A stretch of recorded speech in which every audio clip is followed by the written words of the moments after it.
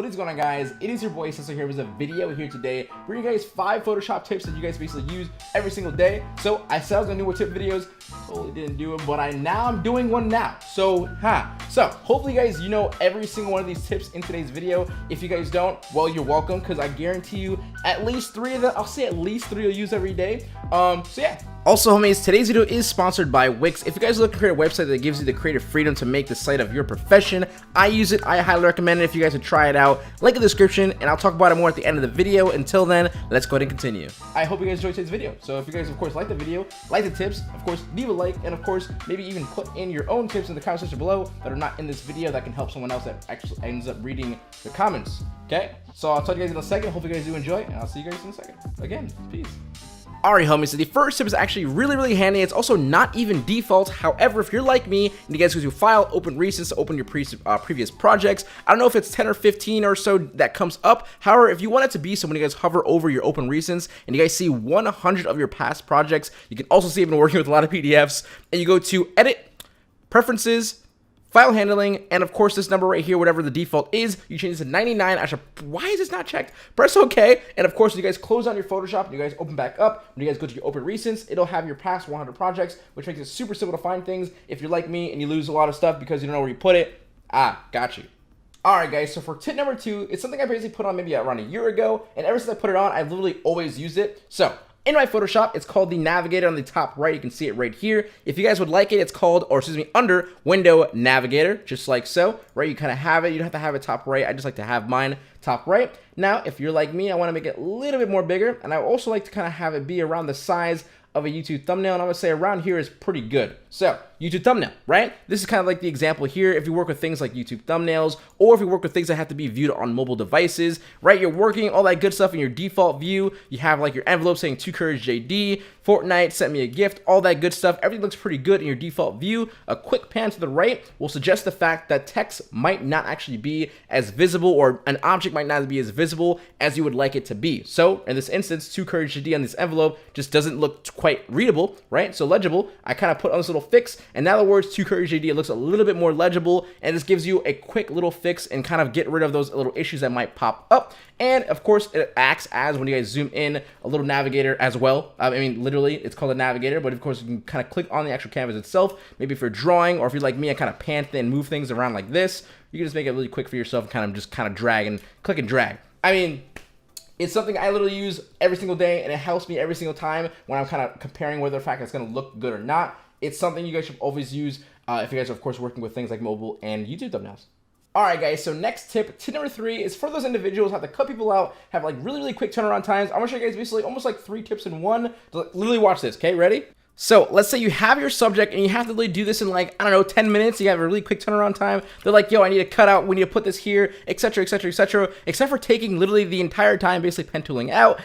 It also depends on whether or not the photographer did a good job, because this feature here, if you were to press W on your keyboard, now a lot of you guys might ignore these 2 buttons here, but they mean a lot. So if I were to just basically click select subject while I have this selected, right, you guys can see the nice little marquee tool selection actually happens to be perfectly around the actual person that is in focus. Now, it's not perfect. You can see up here on the top right, his little head right here kind of has a little, it's off, right? So if you guys just quickly press Q on your keyboard, it brings you into masking mode. What I like to do is just take a brush, which of course is right here, right? Right click, kind of have myself at 100 hardness, and of course a pretty good small size brush. If I need to make it bigger, I just hold Alt, right click, and move it right.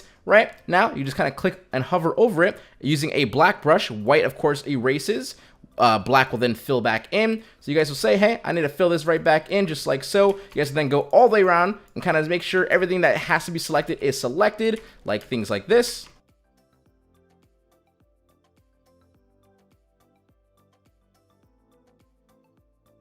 And once you're done selecting, all you have to do now is press Q once again, have your layer selected, click on the layer mask just like so, and it'll basically cut everything out beside the subject, and it looks pretty freaking good. And still, of course, if you guys want to use your brushes and of course erase things and fill them back in, you still can do that with the black and white brush while you're selected on the actual layer mask kind of layer. Right now, the second tip, okay, I'm gonna change my black background to a white background really quickly, and you guys will notice no matter what, if you cut anything out via selection or even pen tooling out, sometimes or most of the times you guys will get this weird little outline fringing that happens on the outside of every single cutout, because kind of like lights and pixels, when they kind of meet each other, they kind of have this really weird texture here, just like so. You can definitely see what I'm talking about here, hopefully. Now, to get rid of that, it's very, very easy. Besides actually going in, using like an eraser or your brush or whatever, you guys like kind of do it like this. I did this for so long, I'm upset that I don't know. So right now I'm gonna make a duplicate of this layer just in case I ever mess up, just like so, with Control J. Now I'm gonna hide this layer. Now to get this back to a rasterized layer, I'm gonna right click on it, do convert to smart object just like so. Then I'm gonna right click once again and do rasterize type. Now it's all good and ready to get messed around with. So we're gonna go to image, layer, matting, defringe, right? I would only ever do 1 to 2 pixels personally for this kind of example here, but 1 pixel for here. Press OK, and you guys will notice all that weird outline that is happening here looks way, way, way better, and you have a way cleaner cutout. It doesn't look as kind of like kind of scratchy and whatnot. And I think this is something you guys should all definitely use, and it just makes everything just super easy and super fun, and also not as hassling when it comes to pen tooling things out and having quick turnaround times, wasting all your time on the pen tool. Alright guys, so tip number 4 has to be literally, most definitely, I'm only putting it in here to make sure you guys know what it is, and I'm praying that you guys are just like, what are you guys talking about? I know what this is. Content aware. If you guys don't know what it is, I'm gonna just quickly show you guys like really quickly 2 use cases, right? So we have a family picture of the mob 100 thieves, right? I'm gonna go ahead and let's just say there's objects that you guys don't want to be inside something, like right in this case, this reef, I don't want it to be there. I want there just to be plain wall. Maybe it's like a sign you want letters in, or if you want to get rid of the actual letters in a sign, something like that. You want to put them in with something different to kind of make it a little fun, whatever, right? I say, okay, I don't want it. So I'm going to go ahead, press L on my keyboard, go ahead and use the lasso tool. I'm going to then go ahead and give myself an adequate amount of space of the surrounding the thing that I don't want. So in this case, the reef. Give a nice little, maybe like an inch or so away from the reef. Let's just say this is pretty good right here. Now, just in case you guys don't know, you can't right click and fill anything on a smart object. So make sure you guys, of course, right click, rasterize it first, right? I'm gonna right click then, fill, drop down this contents, and make sure I put content aware, and also make sure my opacity is at 100% here. Then I'm gonna press OK, and you'll notice, yeah, like ta-da, bro, literally it's gone. And that's just literally, come on. Please, I'm begging you, if you don't know what this is, I feel bad. So, another use case, right? Let's just say I want this picture flipped, okay? Just for whatever reason. Let's just say, even if the picture doesn't look good flipped, it doesn't really matter. He kind of looks like you know? Anyway, regardless. So, I'm going to go ahead. I'm going to rasterize this. The only reason why I don't quite like this is simply because the logo itself on the shirt is kind of like, of course, it's flipped as well, and you guys want to make sure the logo of anything, of any apparel or any brand or whatever is not flipped or messed around with any way. In this case, it definitely is. So I'm going to go ahead and say, I'm going to take this logo. Let's take this logo. I'm going to actually make a copy of it, right, first. Then I'm going to go ahead on this layer once again. Then I'm going to say I want this logo basically gone. Fill, content aware. Oops, not colored. Oops, I'm so used to going color, not content aware. There we go. Okay. Then right click, deselect. You see the logo's now gone with no trace of it ever being there. Put in my layer 1 copy. Press Ctrl T to free transform. Flip it horizontal. Then I will go ahead and take my soft brush eraser and get rid of these hard edges here. And then hopefully no one will bat an eye on the fact that the actual logo has been switched. I mean, that's just 2 use cases. There's literally everything in the universe that content aware can do.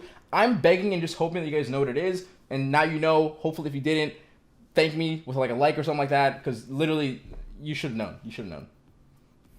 Alright guys, now for the last tip in today's video, tip number 5 is basically meant for people who need to send out their PSDs to clients and stuff like that, who need to clean up their actual PSDs. Let me just show you guys a really quick little menu that'll help you guys clean things out.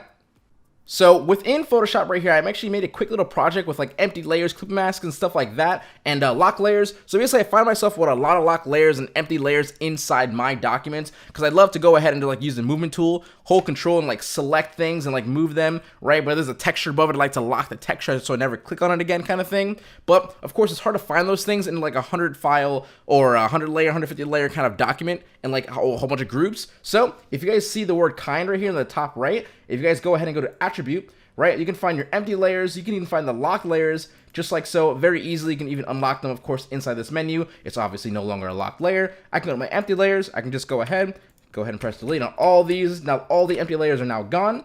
Go back to kind, and now it'll be a more of cleaner kind of aspect of the, or excuse me, not cleaner aspect, cleaner document, which when you send it, of course, clients, then name all the stuff that you actually need to name, all that stuff. You can even find, like, of course, the clip mask ones. I think it's just a really, really cool thing to at least know that it's available to you, of course, to find, and just makes life really, really easy.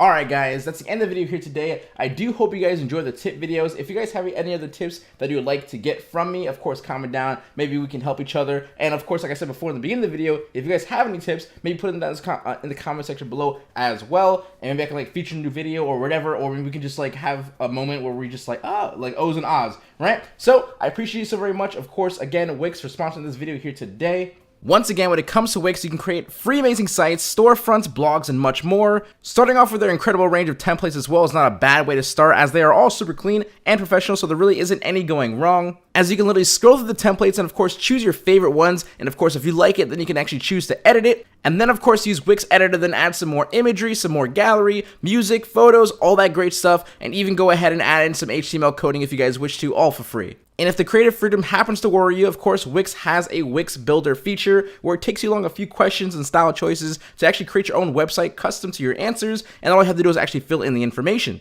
If you'd like to check out more, please check the first link in the description to explore in all its free website design glory. Of course, SensoHQ.com is built with Wix. I personally love it. I couldn't be any more happy with my results, as I've been personally using it for around 3 to 4 years now. It's given me no trouble. So of course, once again, Wix.com. Check the first link in the description. Enjoy it, and thank you very much. Sweet. So, if you guys did not know, I'm going to be flying over to New York, and I'll be there for like a week and a half. We're going to be chilling, hanging out with family. So, of course, while that's happening, I hope you guys enjoy your holidays, Merry Christmas, all that great stuff. And yeah, I mean, I appreciate you so very much. You guys gave me an amazing career, and I want to, of course, give back as much as possible. I just love you guys so very much. I just want you guys to know that. Appreciate you, and I'll talk to you guys later. SensoHQ out. Do not forget to keep smiling, stay positive, and stay freaking productive, guys. Later.